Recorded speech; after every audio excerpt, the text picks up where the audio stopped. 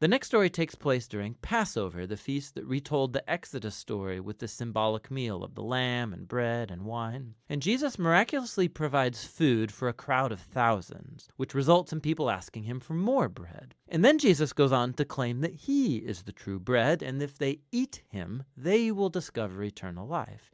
And this offends many people who stop following him. John 6. After this, Jesus went away to the other side of the Sea of Galilee, which is the Sea of Tiberias, and a large crowd was following him, because they saw the signs that he was doing on the sick. Jesus went up on the mountain, and there he sat down with his disciples. Now the Passover, the feast of the Jews, was at hand. Lifting up his eyes then, and seeing that a large crowd was coming toward him, Jesus said to Philip, "Where are we to buy bread, so that these people may eat?" He said this to test him, for he himself knew what he would do. Philip answered him, 200 denarii I would not buy enough bread for each of them to get a little. One of his disciples, Andrew, Simon Peter's brother, said to him, "There is a boy here who has 5 barley loaves and 2 fish, but what are they for so many?"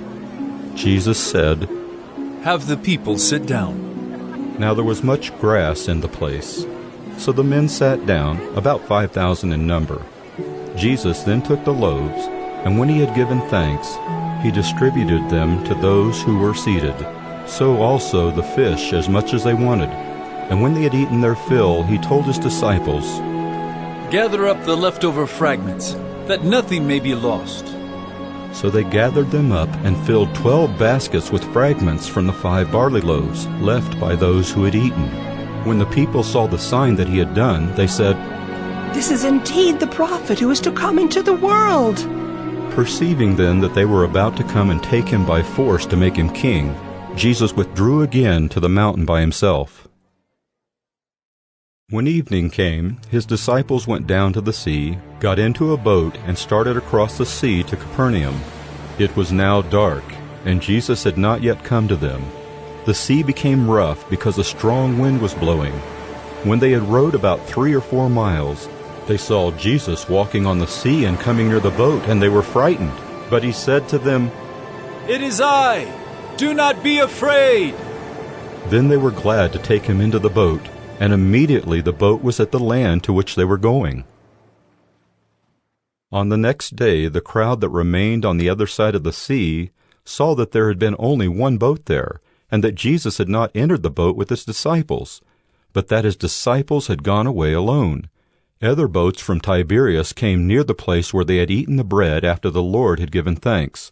So when the crowd saw that Jesus was not there, nor his disciples, they themselves got into the boats and went to Capernaum, seeking Jesus. When they found him on the other side of the sea, they said to him, "Rabbi, when did you come here?" Jesus answered them, "Truly, truly, I say to you, you are seeking me not because you saw signs, but because you ate your fill of the loaves. Do not labor for the food that perishes, but for the food that endures to eternal life, which the Son of Man will give to you. For on him God the Father has set his seal."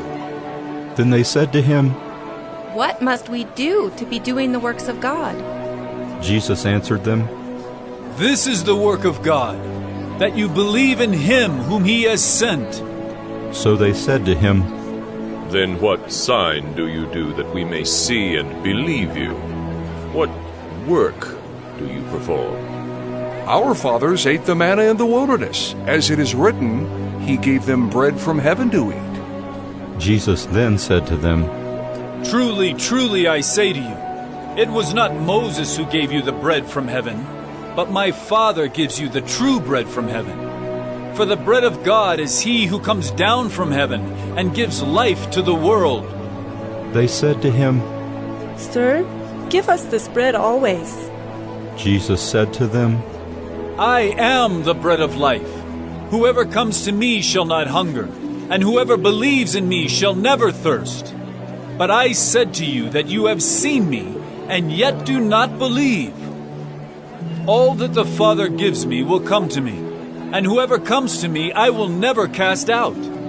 For I have come down from heaven, not to do my own will, but the will of him who sent me.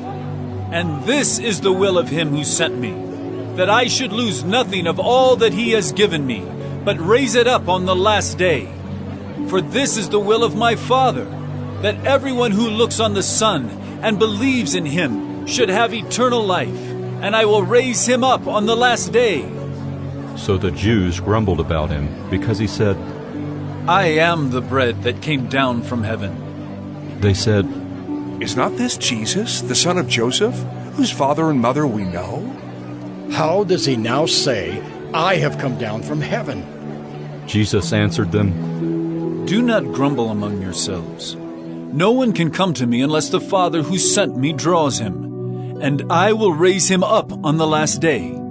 It is written in the prophets, and they will all be taught by God. Everyone who has heard and learned from the Father comes to me.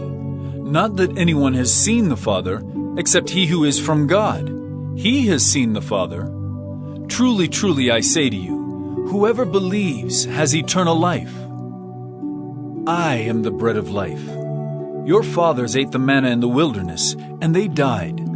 This is the bread that comes down from heaven, so that one may eat of it and not die. I am the living bread that came down from heaven. If anyone eats of this bread, he will live forever. And the bread that I will give for the life of the world is my flesh." The Jews then disputed among themselves, saying, How can this man give us his flesh to eat?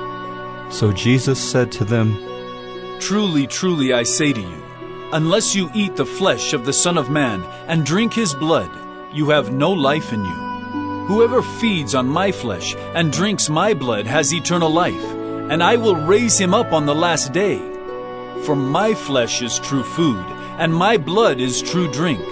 Whoever feeds on my flesh and drinks my blood abides in me, and I in him. As the living Father sent me, and I live because of the Father, so whoever feeds on me, he also will live because of me. This is the bread that came down from heaven, not like the bread the fathers ate and died. Whoever feeds on this bread will live forever. Jesus said these things in the synagogue as he taught at Capernaum. When many of his disciples heard it, they said, This is a hard saying. Who can listen to it? But Jesus, knowing in himself that his disciples were grumbling about this, said to them, Do you take offense at this? Then what if you were to see the Son of Man ascending to where he was before? It is the Spirit who gives life. The flesh is no help at all. The words that I have spoken to you are spirit and life. But there are some of you who do not believe. For Jesus knew from the beginning who those were who did not believe, and who it was who would betray him. And he said, This is why I told you that no one can come to me unless it is granted him by the Father. After this, many of his disciples turned back and no longer walked with him. So Jesus said to the 12, Do you want to go away as well? Simon Peter answered him, Lord, to whom shall we go? You have the words of eternal life, and we have believed and have come to know that you are the Holy One of God. Jesus answered them, Did I not choose you, the 12? And yet one of you is a devil. He spoke of Judas, the son of Simon Iscariot, for he, one of the 12, was going to betray him.